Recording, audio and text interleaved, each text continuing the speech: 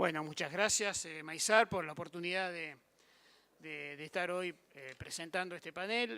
Realmente creo que vamos a escuchar ideas de un mundo del futuro, de un mundo complejo que necesitamos conocer si verdaderamente estamos generando estrategias que tengan un andamiento en el tiempo y que el mismo permita generar políticas y estrategias de Estado.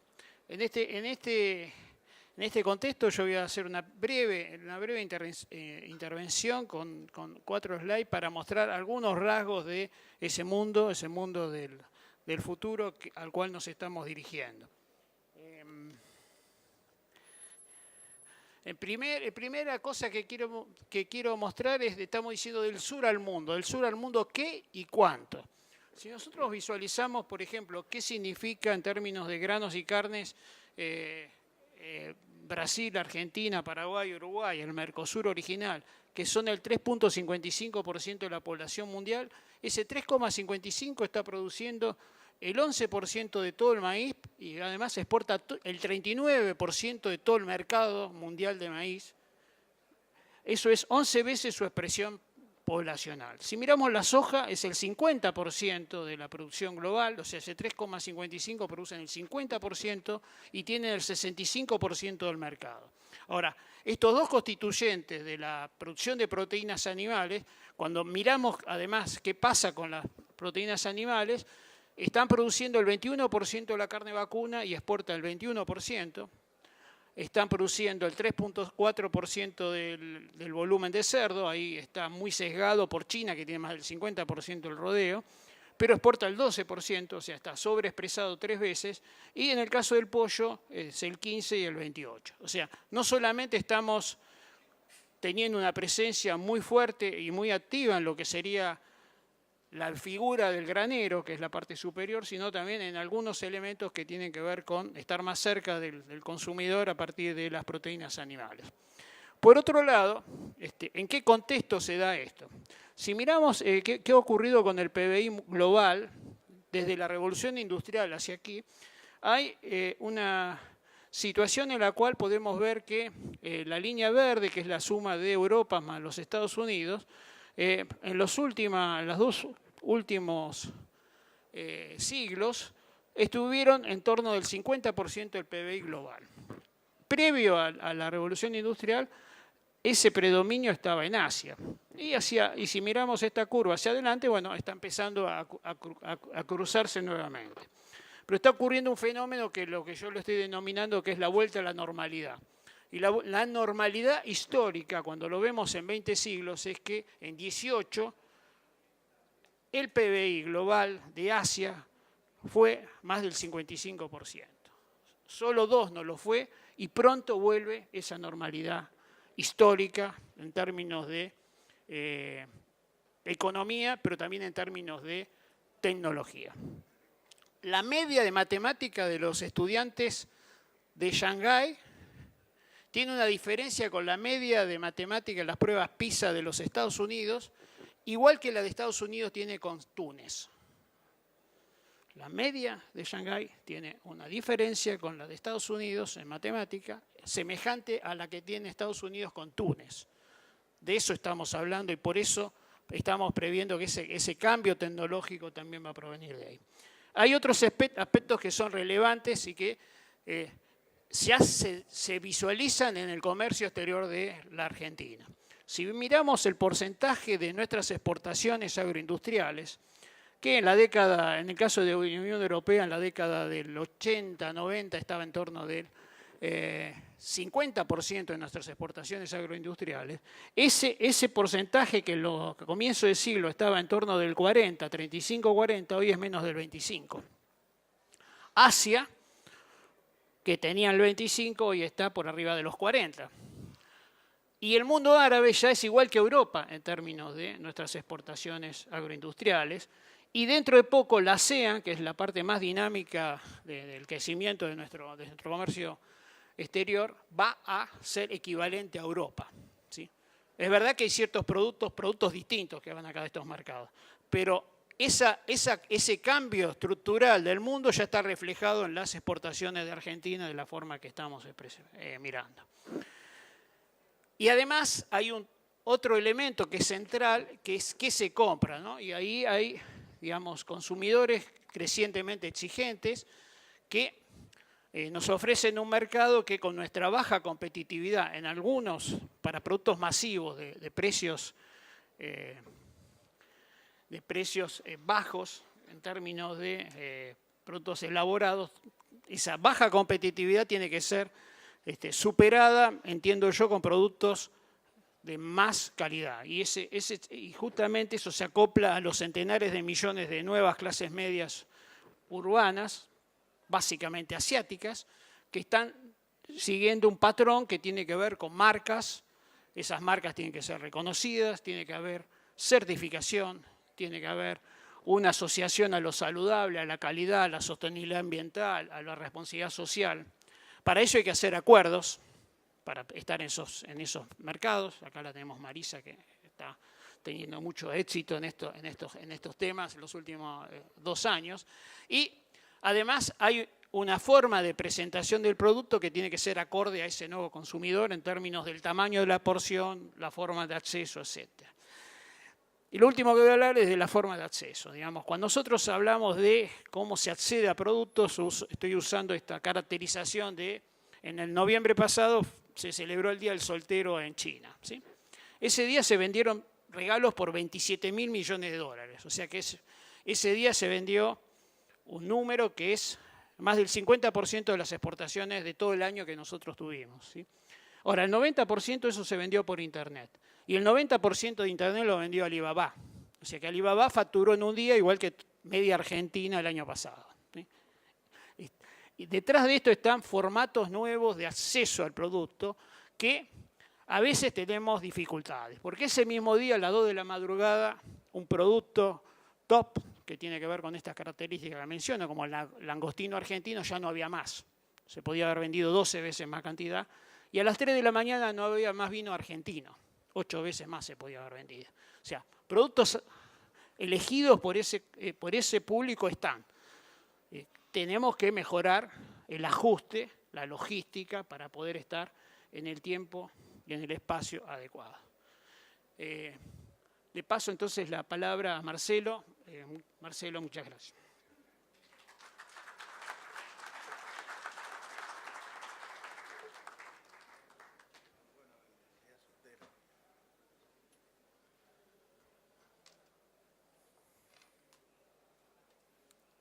O sea que el Día del Soltero terminó siendo un problema para los vinos argentinos. Bueno, muchas gracias. Sí,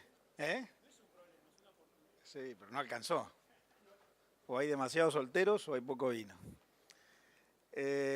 Buenas tardes. Yo en primer lugar quiero agradecer a Maizar por la invitación que me han hecho para poder compartir con ustedes esta tarde. A ustedes también agradecerles por estar presentes, en particular a Fernando Vilela, que fue el que me convocó puntualmente para formar parte de este panel. Y quiero manifestar mi gratitud por la posibilidad de compartir este panel con 3 amigos como Marisa, Fernando y Jorge, a los que admiro mucho. Yo voy a compartir con ustedes algunas ideas, algo de información que tiene mucha vinculación con lo que anticipó Fernando sobre el modo en el cual están desenvolviéndose los mercados. Efectivamente hay grandes oportunidades en el mundo, pero el comercio internacional va adquiriendo complejidad creciente y hay que desarrollar determinadas características o atributos para poder cumplir con las oportunidades que ese comercio mutante está generándonos. Lo primero es muy parecido a lo que estaba planteando Fernando recién. La población del mundo crece específicamente y se prevé su crecimiento en algunas regiones en las que hay crecientes oportunidades, sobre todo porque las regiones como Asia o África son regiones que van a demandar puntualmente productos como los que la Argentina puede ofrecer, especialmente relativos al abastecimiento de las necesidades alimenticias. Está claro que, también lo vamos a ver en adelante, la Argentina es eminentemente un exportador de agroalimentos. El 65% de casi 60.000 millones de dólares que exportamos el año pasado fueron alimentos. Allí crece la población, allí crece la demanda para nuestras oportunidades. Además, en esos lugares, esa población va adquiriendo más capacidad de consumo. No solamente crece cuantitativamente, sino que crece cualitativamente, la población es más urbana, crece en base a parámetros de consumo bastante homogéneos con el resto del mundo y crece en capacidad de compra. Si algo ha logrado el capitalismo global en los últimos años es reducir sustancialmente la tasa de pobreza en el planeta, incorporar enormes porciones de la población a la clase media y generar mayor capacidad de consumo, especialmente en aquellos países que estaban más rezagados. Es notable cómo el crecimiento del comercio mundial se ha dado en proporciones muy similares al crecimiento de la demanda de bienes agrícolas en el mundo. Ustedes tienen ahí el total de la evolución del comercio mundial desde 1960 hasta el año 2015 en la línea rosa y en la línea celeste, y la línea rosa la demanda mundial de productos de origen agropecuario. De modo que en la medida en que crece el comercio mundial, crece casi de manera paralela la demanda no solamente de productos alimenticios terminados, sino de insumos y materia prima para su producción. La globalización mundial especialmente se explica por la globalización de la producción, el comercio y el consumo de bienes alimenticios. La verdad es que una noticia reciente, muy agradable para nosotros, es que el comercio mundial, después de haber tenido un amesetamiento en los últimos años, el año pasado volvió a crecer fuertemente. Allí tienen ustedes el crecimiento de las exportaciones mundiales totales en el año 2017, 4.7% según la última revisión de la Organización Mundial de Comercio, un crecimiento mucho más alto que los años anteriores, vean 2,7, 2,5, 1,8 antes. Para este año en curso, 2018, la previsión de un crecimiento de 4,4%. El comercio ha vuelto a crecer en el mundo, el comercio transfronterizo ha vuelto a crecer en el mundo de manera muy dinámica, incluso por encima del crecimiento del Producto Bruto Mundial, lo cual no ocurría hace muchos años. Otra vez hay una gran locomotora del comercio empujando enorme cantidad de decisiones económicas que además afecta a buena cantidad de economías. Hoy ese crecimiento del comercio mundial está permeando hacia todas las economías y por supuesto es una oportunidad para los que desde el sur, como dice la consigna de este panel, estamos saliendo a ofrecer productos. Ahora, en particular, y es lo que muestra el chart que vemos en este momento en pantalla, hay algunas regiones que explican con mucho más participación ese crecimiento del comercio y en particular, vean ustedes ahí, lo que ustedes ven a la derecha, las importaciones mundiales, que es lo que nos importa, quién compra. Estamos hablando de cómo podemos abastecer al mundo en base a nuestra oferta de origen agrícola o agroalimenticia, que es aquello en lo que más competitivos somos. Y las importaciones mundiales el año pasado especialmente estuvieron explicadas por Asia, África, que son los emergentes, que se prevé que serán además los que en mayor medida demandarán productos como los que nosotros podemos ofrecer dentro de esta canasta. Por lo tanto, hasta ahora, primero, vuelve a crecer el comercio mundial, arrastra el crecimiento de comercio transfronterizo de bienes vinculados con la producción agrícola. Hay algunas regiones específicas como Asia y África que empujan y hacen prever que allí habrá oportunidades enormes en el futuro inmediato. Una conclusión adicional entonces que quiero hacer es, ¿qué es lo que se está comerciando? ¿Qué es lo que el mundo está incorporando en esos flujos crecientes de comercio internacional? Y ustedes ven en este momento en pantalla que el principal componente del comercio mundial, más de un tercio del total, son bienes intermedios. Las grandes oportunidades están en la producción de insumos para alentar el funcionamiento de las cadenas productivas transnacionales, los que algunos han llamado las cadenas globales de valor. En el mundo hay, y ahora lo vamos a ver con un poco más de detalle, un encadenamiento productivo de empresas que se ubican en procesos relativos iterativos, empresas que están en distintos países, que se van complementando, integrando cadenas que en cada eslabón producen una parte de algo que termina en algún cuarto, quinto, sexto país después de haber pasado por países anteriores. Y eso es lo que motiva que, como ven ahí, lo que está en color naranja-rojo, el principal componente del comercio internacional es bienes intermedios, insumos. Esto es muy consistente con lo que exporta la Argentina. La gran mayoría de los bienes que la Argentina exporta son bienes intermedios, son bienes que se utilizan para terminar procesos productivos después.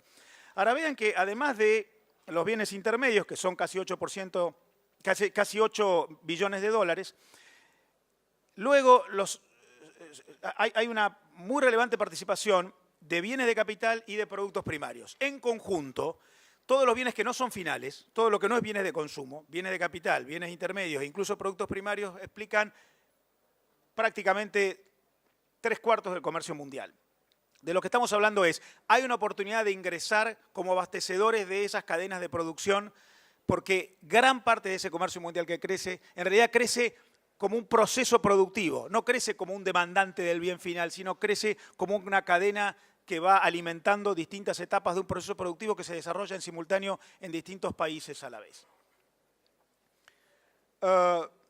Tengo ahora 2 charts que desagregan un poquito la participación de los bienes agrícolas en ese crecimiento del comercio y en particular en esa creciente relevancia de los bienes intermedios e incluso de los bienes primarios. Este y el chart posterior, se los dejo. Lo que ustedes ven ahí es que los vegetales en general, los granos en particular, sean cereales, sean oleaginosas, pero también las frutas e incluso las carnes están teniendo una importancia relativa enorme en este encadenamiento del que yo les hablo, que nos permite ir pensando en un sistema que vincula la inversión y el comercio, que vincula a las empresas en procesos de alianzas, un sistema que ya no es el viejo sistema de comercio internacional de operaciones spot, yo voy, vendo, cobro, vuelvo, sino que implica la inmersión en auténticas cadenas productivas internacionales. ¿Qué nos importa a nosotros para esto? Primero, ¿quiénes son los principales exportadores mundiales? Porque ahí nos medimos nosotros y vemos quiénes son nuestros competidores. La buena noticia es que entre los mayores exportadores de alimentos y bienes agrícolas del mundo está la Argentina, si la ven ahí un poquito por debajo de la mitad. Si nosotros dejamos de considerar a los países europeos individualmente, incluimos a toda Europa como un mercado único, la Argentina es uno de los 10 principales exportadores del mundo de bienes agrícolas y de alimentos, incluyendo la Unión Europea como conjunto. Por lo tanto, ahí estamos nosotros como actores y ahí están nuestros competidores.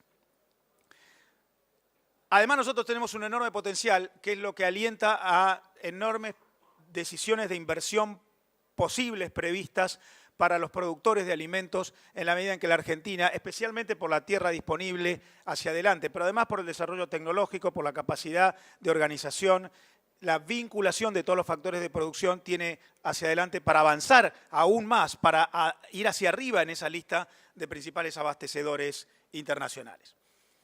Pero lo otro que nos interesa a nosotros es quiénes son los importadores, porque ahí están los mercados. Lo otro que nos interesa es quiénes son los importadores de bienes agrícolas y de alimentos, porque allí están aquellos a los cuales nosotros podemos ir dirigiéndonos. Y yo quisiera que ustedes tomen ahí nota de que si bien arriba en la lista entre los principales importadores, clientes actuales o potenciales nuestros, también de los demás, están las grandes economías internacionales, también en la medida en que vamos un poco hacia abajo, aparecen de manera creciente, emergente, subiendo en importancia en la lista, mercados a los cuales hay que prestar especial atención, sobre todo mercados asiáticos. Vean que está Hong Kong, Corea, está Arabia Saudita, está Indonesia, está Vietnam, Malasia, Tailandia, incluso Australia, que a los efectos económicos hoy es parte de Asia. Es allí a donde de esos principales mercados demandantes, los grandes compradores de alimentos, van apareciendo las grandes oportunidades para el encadenamiento productivo argentino hacia el abastecimiento de necesidades de estos, que son los grandes compradores. ¿En qué marco ocurre esto? Bueno, en un marco de incremento de las facilidades para la integración de estos procesos productivos de inversión, alianzas, comercio, coaliciones productivas transfronterizas. Todos lo sabemos, lo hemos escuchado muchas veces, pero no es un tema menor, y pese a que a los medios de prensa les gusta titular que el mundo está ante la acechanza de presiones proteccionistas y una buena cantidad de supuestas amenazas al comercio mundial, la verdad es que el comercio mundial el año pasado creció mucho más que lo que había crecido en los años anteriores. La verdad es que incluso el que se supone es el gran amenazante del comercio mundial, que es los Estados Unidos, el año pasado tuvo un comercio internacional, un comercio de Estados Unidos con el resto del mundo, que creció mucho más que los años anteriores. El comercio mundial, expo e impo de Estados Unidos de Trump, crece más del doble que lo que crecía en tiempos del presidente Obama. en general lo que ocurre en el mundo es que se van produciendo una serie de facilidades para que ese comercio ocurra con más intensidad. Una de esas facilidades son las crecientes negociaciones internacionales que vienen ocurriendo desde hace mucho tiempo, que tienen su gran consumación en los tratados de libre comercio, que como ustedes ven en este momento en pantalla, en el stock vigente, 445 en este momento notificados a la Organización Mundial de Comercio, la línea roja, esa que está ahí por el medio, entre el azul de arriba y la negra de abajo.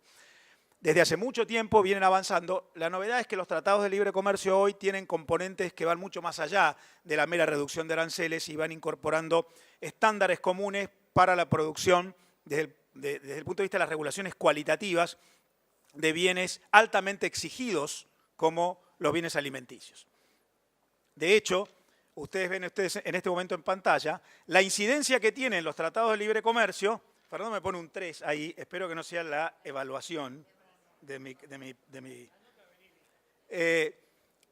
lo que ustedes ven ahí es la incidencia que tiene en el mercado de alimentos la existencia de estos tratados de libre comercio. Donde más acuerdos hay, donde más negociaciones hay, y en esto Marisa tiene gran experiencia porque está trabajando mucho en la apertura de mercados, más impacto hay en el comercio de bienes alimenticios. Es el segundo sector más sensible después de la automotriz.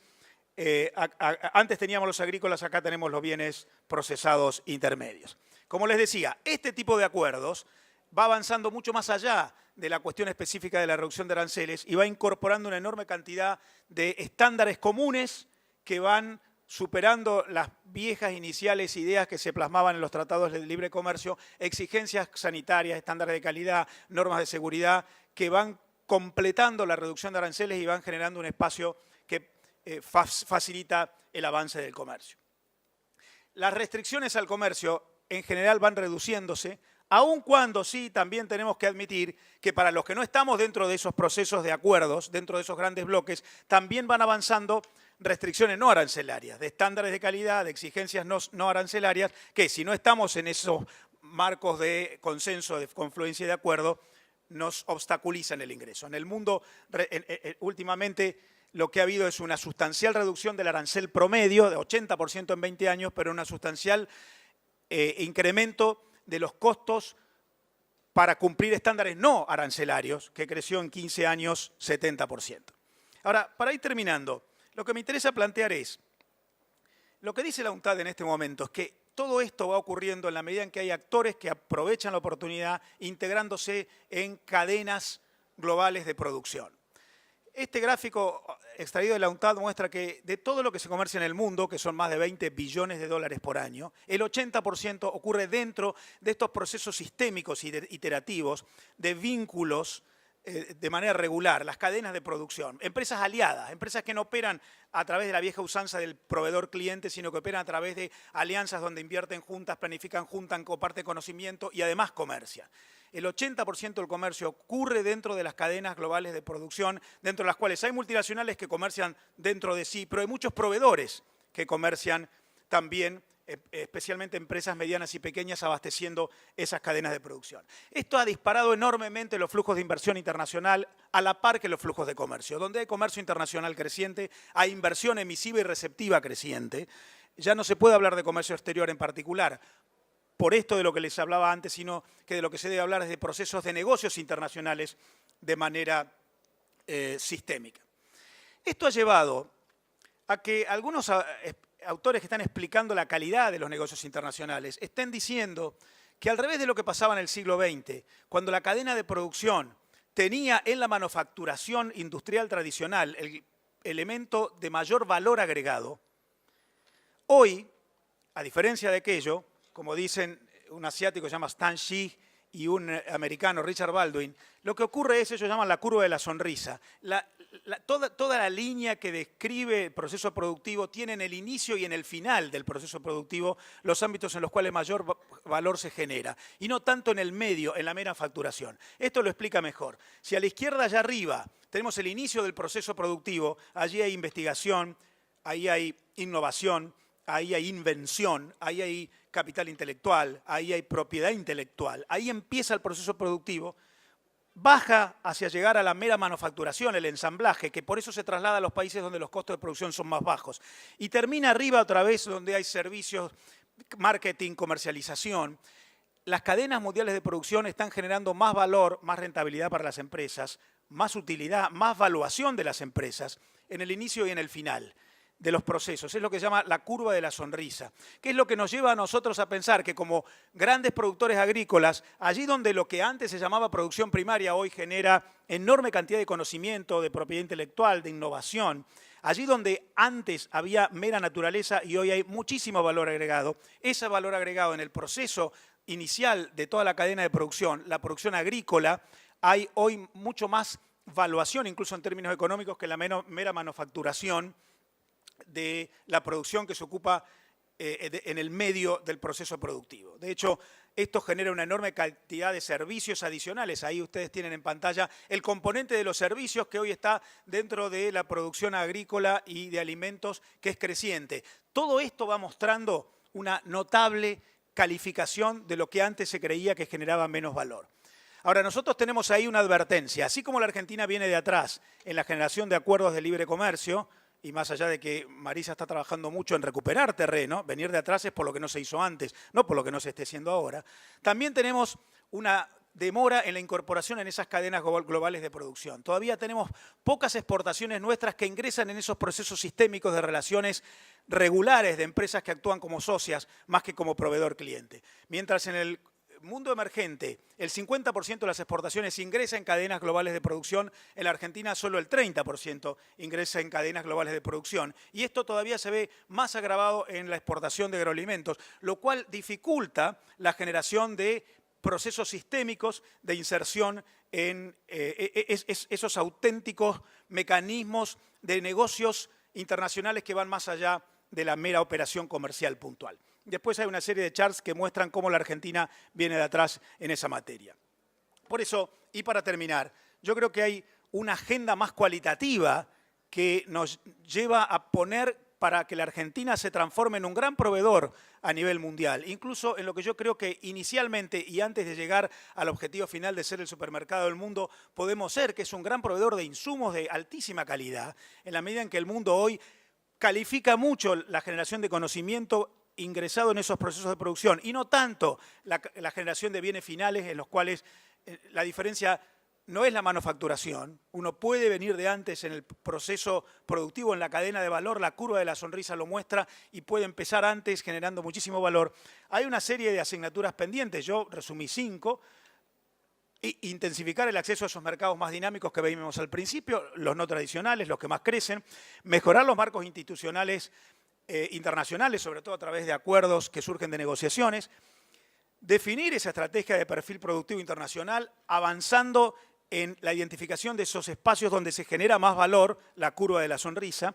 En cuarto lugar, consolidar el acceso a las cadenas internacionales de producción a partir de generación de vínculos más sistémicos y no espontáneos, no comercio spot, sino alianzas entre empresas en las que la Argentina tenga partícipes más activos y finalmente desarrollar mejores instrumentos cualitativos como recursos competitivos, atributos de parte de las empresas, atributos cualitativos que les permiten a ellas como actores centrales, el comercio hoy se da entre empresas más que entre países, competir de manera efectiva y exitosa. Muchísimas gracias.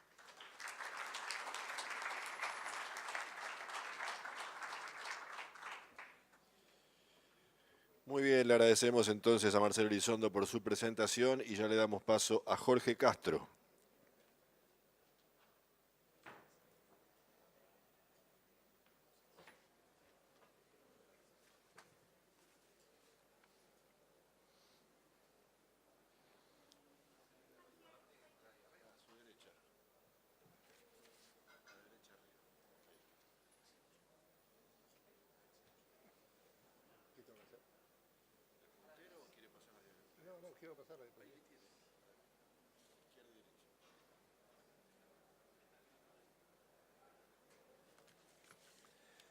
Agradezco a Maizar que me permite participar de este importante congreso.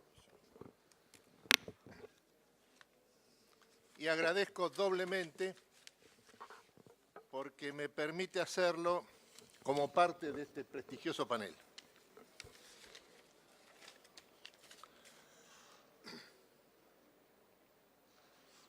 China es el mayor productor y consumidor de alimentos del mundo. Es el centro y eje de la demanda global. Allí se forjan las pautas del comercio agroalimentario en el siglo XXI. China produjo 680 millones de toneladas de granos el año pasado e importó 120 millones de toneladas de productos para la alimentación animal. En primer lugar, soja, con 90 millones de toneladas. Las importaciones chinas de granos, primordialmente soja, crecen 15% anual a partir del año 2000. Y correlativamente, las inversiones agroalimentarias de la República Popular aumentan a partir de ese momento 15%, 20% por año o más. Las inversiones agroalimentarias chinas en el exterior aumentan a medida que crecen las importaciones de granos, aceites y carnes a la República Popular, convertida por eso en el eje de la demanda mundial de agroalimentos. Esto significa que toda modificación en la estrategia de seguridad alimentaria de China afecta y modifica las tendencias de fondo del mercado mundial.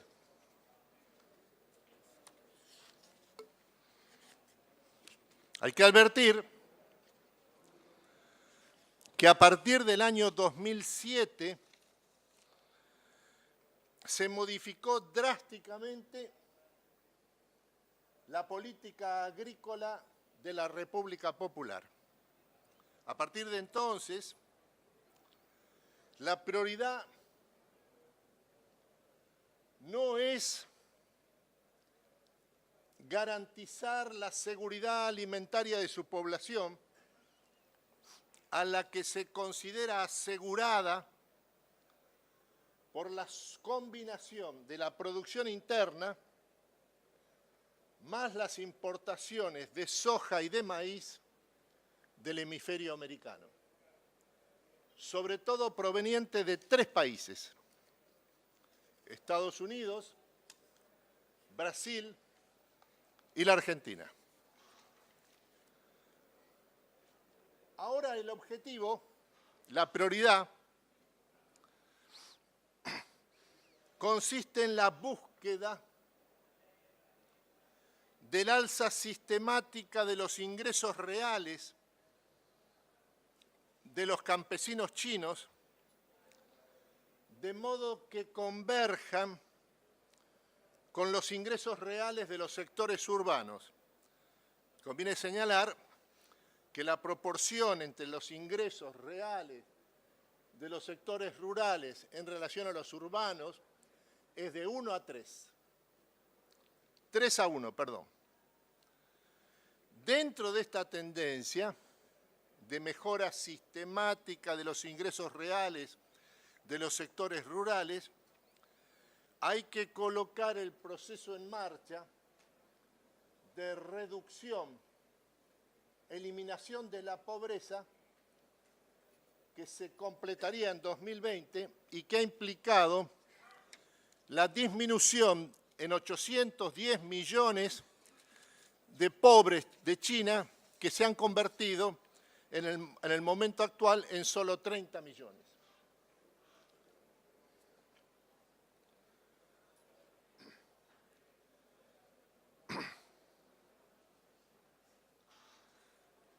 El consumo chino de agroalimentos se orienta por un dato estratégico central. Y es que el ingreso per cápita de su población se duplica cada 8 años y alcanzó, en términos de capacidad de compra doméstica, un nivel de $13.800 anuales en el primer trimestre de 2018. Dentro de esta tendencia de fondo, ha surgido una nueva clase media que tiene ingresos per cápita comparables a los norteamericanos, con ingresos de entre $35.000 y $45.000 anuales. Esta nueva clase media asciende a 440 millones de personas este año, que serían 550 millones en 2022 y 780 millones en 2025, en la estimación del Banco Mundial. En este sector, la nueva clase media china, los ingresos libremente disponibles, esto es, los que quedan después de satisfacer las necesidades básicas, alimentación, vivienda, salud, educación, aumentan 14% por año. Por eso es que la demanda de alimentos de este sector es extremadamente sofisticada y costosa, y reclama ante todo las grandes marcas europeas y estadounidenses por encima de los proveedores nacionales. Esto hace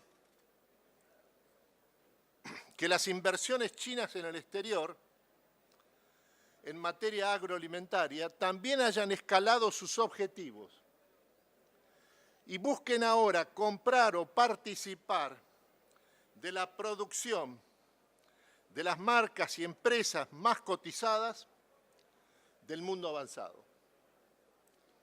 Tiende a desaparecer, por eso, la inversión directa de las empresas chinas en la denominada producción primaria. Y ahora se orientan a participar o a comprar en las compañías existentes, sobre todo las más competitivas.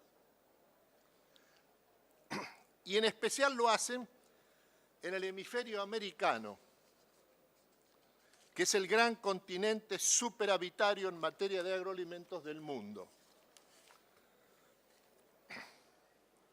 De ahí que la estrategia china de inversiones agroalimentarias en el exterior se realice ahora fundamentalmente a través del mecanismo de compras y fusiones en los países avanzados, Estados Unidos en primer lugar, así como en Brasil y la Argentina. También se extienden estas inversiones a la totalidad de la cadena productiva, lo que abarca la industria procesadora, la logística, los puertos, el comercio internacional. Y las que invierten, esto conviene subrayarlo, no son las empresas estatales, sino las compañías privadas, que lo hacen al mismo tiempo para garantizar la seguridad alimentaria de la población de la República Popular. En definitiva,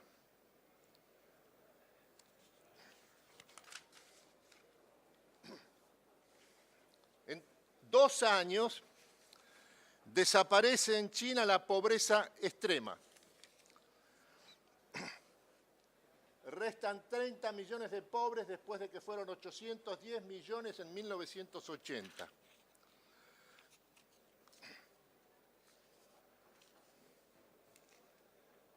Esto implica la desaparición de la pobreza, implica un aumento de la capacidad de compra y por lo tanto del consumo de no menos del 30%. Menos pobres, más consumo. Por eso es que hay una nueva estrategia de seguridad alimentaria en la República Popular.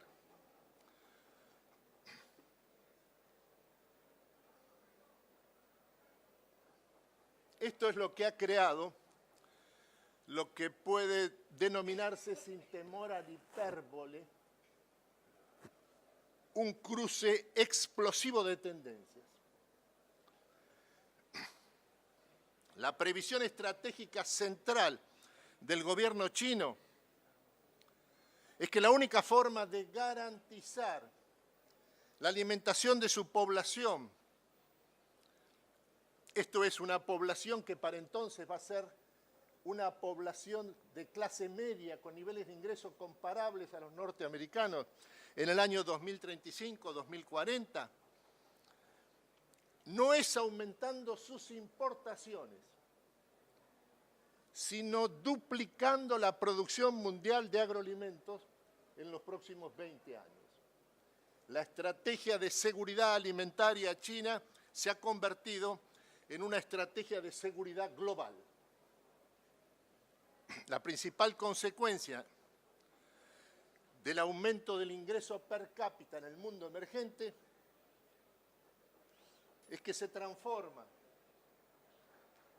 la estructura dietaria de la población y hay un vuelco masivo al consumo de proteínas cárnicas.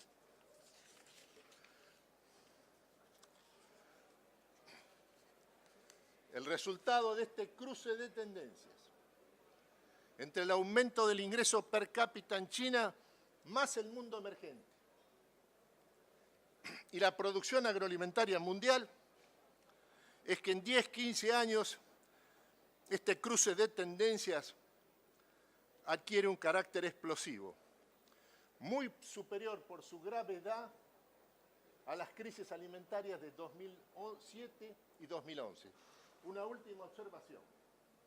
Lo que indica este cruce de tendencias es que, como ustedes habrán advertido, hay que sumarle a lo que sucede con la demanda mundial de agroalimentos con eje en China, el hecho de que el precio del petróleo, barril de crudo, ha pasado la barrera de los $80 el barril la semana pasada y se orienta hacia un nivel de 90, $100 el barril probablemente este mismo año. Estos datos son convergentes. Lo que está en marcha en el mundo de hoy es la aparición de un nuevo superciclo de los commodities, con eje nuevamente, como sucedió con el primer superciclo del siglo XXI, el que tuvo lugar a partir del 2001 hasta el 2010, con eje nuevamente en la demanda excepcional de China en el mercado mundial de agroalimentos. Gracias.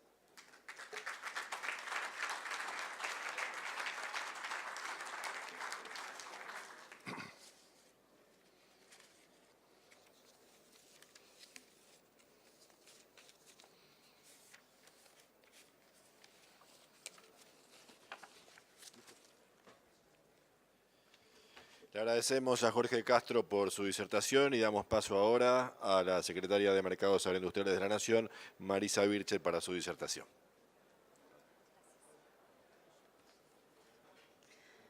Bueno, muy buenas tardes. Disculpen, no traje presentación.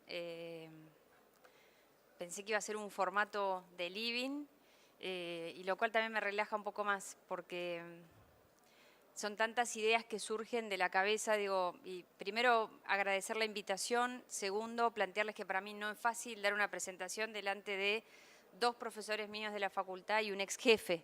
Entonces el placer es mío compartir este panel, y me parece que acá lo que resta es contarles cuál es el rol del Estado en todo este proceso y en lo que escuchábamos recién, y cuál es la responsabilidad que tenemos que asumir de manera conjunta.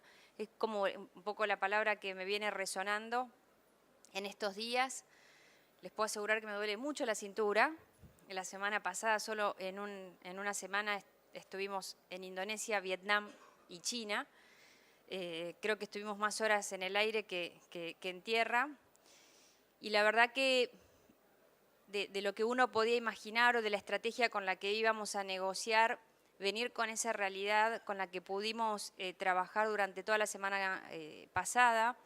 En paralelo, nuestro ministro estuvo en Japón y después nos encontramos en China, cumpliendo un objetivo que fue muy claro y hace poco lo hablábamos con Jorge, y que hablábamos de China, y fue totalmente tajante. Él me dijo, ese protocolo se tiene que firmar, y lo que recién veíamos en su análisis tan claro de esa alimentación en base a una fuerte proteína que necesitan hoy los mercados asiáticos, en particular China, la firma del protocolo de carne reconfirma esta gran oportunidad y esta gran apertura a un mercado en donde el consumo está creciendo y donde justamente esa importación de carnes hizo que históricamente salgamos de nuestro primer socio de destino, ¿no? De nuestro primer socio como venía siendo Brasil, a que lo sea China.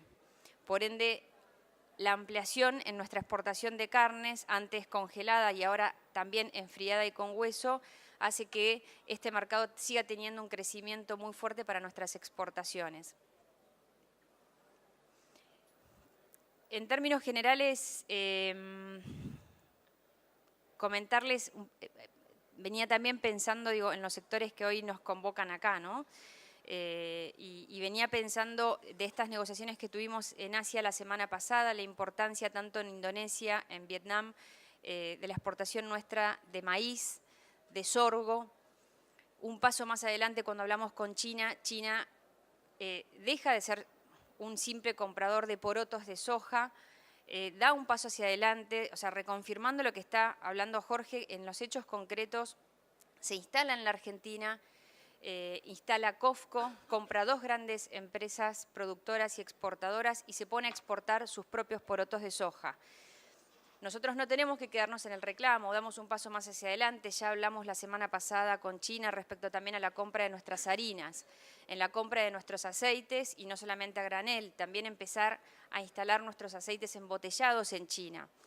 A veces me encuentro con empresarios que dicen no podemos llegar a China por una cuestión de costos, pero los números que recién veíamos y ese crecimiento y esa clase media y alta de China también rompe muchos mitos de exportadores que tienen algunos paradigmas que decimos, bueno, ese mercado no nos va a pagar. Sí, China hoy está dispuesto y tenemos esa gran oportunidad. Lo que hace falta es una fuerte inserción en materia de promoción y una fuerte responsabilidad del sector privado en seguir descubriendo un mercado tan grande y romper esa agenda tradicional que tenemos de abastecimiento con China. Pero bueno, no nos quedamos solamente con China. Recién Marcelo hablaba también del sudeste asiático. Indonesia y Vietnam nos deja a nosotros una responsabilidad y un legado muy importante. Indonesia con 1.200 millones de exportaciones argentinas y Vietnam con 2.400 millones de dólares de exportación desde Argentina. Con un fuerte crecimiento en nuestros productos tradicionales, nuestras frutas frescas, la cebada, maíz, sorgo, algo de soja, aceites refinados, pero también cuando hablamos con ellos y principalmente con las cadenas de comercialización, con un fuerte interés de seguir comprando más vinos, de empezar a conocer los lácteos argentinos y también rompiendo esos mitos. Bueno, pero los aranceles son altos porque no hay acuerdos de libre comercio, pero nos encontramos con Vietnam que tiene aranceles entre el 5, el 10 o el 12%. Para los lácteos es el 5%. Entonces, lo que me queda, digo, como parte del grupo que viajamos es la sensación de que las oportunidades están. En paralelo, el gobierno tomó una responsabilidad y hablamos de lo que es una inserción inteligente. Eso no es un título, eso es una determinación, eso fue un trabajo consensuado un 27 de noviembre del 2016, en donde en Olivos se estableció una agenda y que se basaba justamente a todo este análisis económico que ustedes vieron recién. O sea, Argentina hoy tiene la oportunidad de llevar su valor agregado hacia esos destinos. Ahí es donde está la oportunidad, ahí es donde se puede cumplir el objetivo de supermercado del mundo. Y coincido también plenamente en lo que recién escuchábamos, de que el valor agregado no está solamente en el producto que se puede poner en góndola en un supermercado. El valor agregado hoy ya lo da Argentina. Cuando nosotros producimos soja, cuando nosotros producimos maíz, cuando nosotros producimos sorgo, ustedes, que muchos de ustedes está en esta cadena, invierten en tecnología, invierten en innovación, invierten en propiedad intelectual.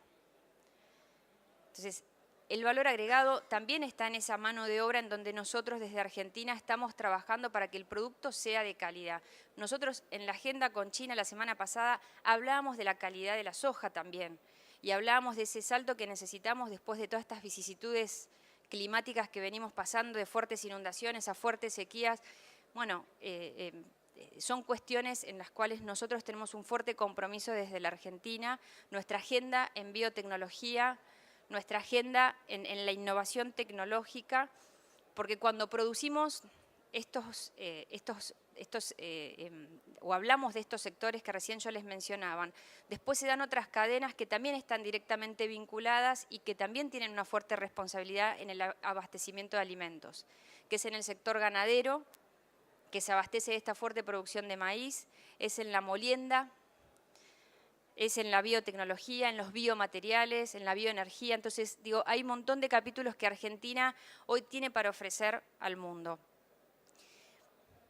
En esta inserción no solamente estamos trabajando en materia de tratados de libre comercio, en donde acompañamos a la Cancillería, que tiene la responsabilidad genuina de negociar, y agroindustria dándole una agenda muy clara de las oportunidades que tenemos, de nuestras fortalezas y también cuidar mucho de las debilidades que tenemos cuando negociamos frente a un bloque. Y en paralelo una negociación que llevamos desde el Ministerio de Agroindustria a través de mi secretaría y conjuntamente con el SENASA en esta apertura de mercados, que hasta el día de hoy son 123 mercados que pudimos abrir y que estaban cerrados. No todos desde el punto de vista sanitario, muchos otros son a nivel políticos, técnicos, pararancelarios. Indonesia, por ejemplo, la agenda fue eliminar todas las licencias no automáticas que tenemos para nuestros alimentos. Y eso requería una negociación, eso requería toda una jornada de trabajo que tuvimos con nuestros pares en Indonesia. Creo que agregar más datos de los que recién escuchábamos tan referentes, digo, el mundo está creciendo, el comercio, recién lo mostraba Marcelo, está creciendo. La mirada respecto a este cliente socio que es China, en donde coincido con lo que plantea Jorge, la semana pasada firmamos el protocolo de carne y también nos enterábamos que están comprando frigoríficos en la Argentina. Entonces es esta inversión que viene creciendo de la mano del comercio, en donde Argentina tiene que estar preparada, donde un gobierno como el que está sucediendo hoy tiene que acompañarlos a ustedes y una responsabilidad muy, muy importante por cada uno de ustedes para sostener esos mercados y sostener esa demanda.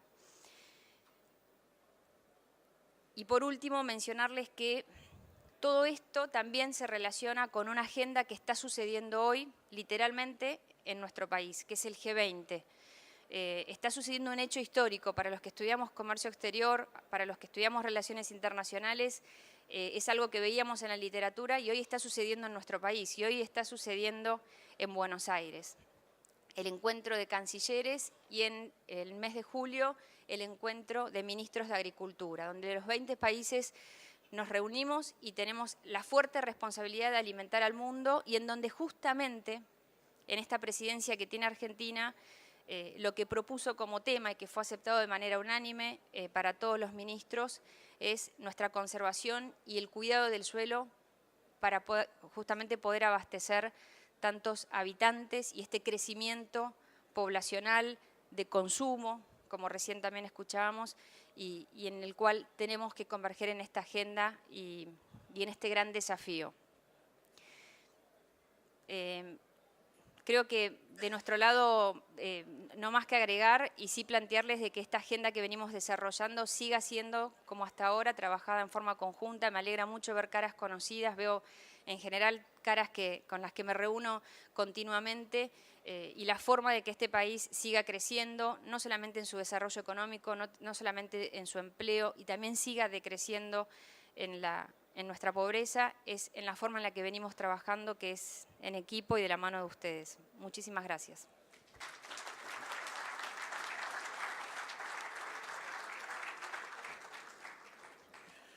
Bueno, muchas gracias al panel. Hemos estado recorriendo temas que me parece que son centrales y que tienen que ver con esta propuesta de qué puede salir del sur para ir al mundo en un contexto de generación de crecimiento y desarrollo para nuestro país. Marcelo estuvo mostrando datos que, a pesar de muchas de las cuestiones que aparecen en las tapas de diarios, el comercio el año pasado creció, y creció muy fuertemente. Pero que además está integrado por una componente muy relevante de bienes intermedios, ¿no? Esta cuestión de los bienes intermedios me parece que es un elemento central que puede tener también que ver con estrategias de agregado de valor en destino, en esa construcción de las marcas globales. Jorge nos alertó sobre los cambios profundos que hay en la concepción de lo que es seguridad alimentaria. Seguridad alimentaria ya dejó de ser autoproducción, sino un enriquecimiento del abastecimiento a partir de terceros, pero terceros en los cuales además se hacen fuertes inversiones para que eso ocurra, y en las distintas componentes de las cadenas.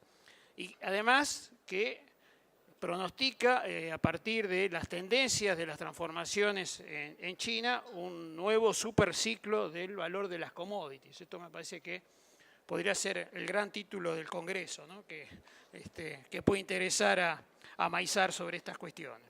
Y después Marisa estuvo mencionando la concreción de una serie de trabajos que se vienen haciendo hace tiempo y que se han concretado en una semana fantástica, ¿no? La semana pasada se firma un convenio trascendental con China que tiene que ver con las carnes frescas con hueso, pero también con Japón, que es la primera experiencia que va a haber inicialmente desde Patagonia, pero que me parece que es un avance sustantivo. No solamente con ellos, sino también con otros países del ASEAN, donde se han estado avanzando con distintos tipos de acuerdos. En algunos casos, tal como empieza a aparecer, ya hemos avanzado en términos de acuerdo y a veces todavía las empresas no están dando respuesta a todos esos acuerdos que ya están abiertos y que seguramente crecerán en el futuro. En un contexto donde quizás el tema de la carne a China podría ser lo más parecido a una política de Estado, porque atravesó, si bien se concretó y se aceleró los últimos meses, hace 10 años que Argentina estaba intentando por distintos mecanismos avanzar con estas cuestiones. Entiendo entonces que el objetivo que nos habíamos propuesto con esta mesa de mostrar las potencialidades del sur y de qué puede abastecer en un contexto de un mundo que reclama y que requiere lo que se produce, lo hemos logrado. Así que muchas gracias Marisa, muchas gracias Marcelo, muchas gracias Jorge.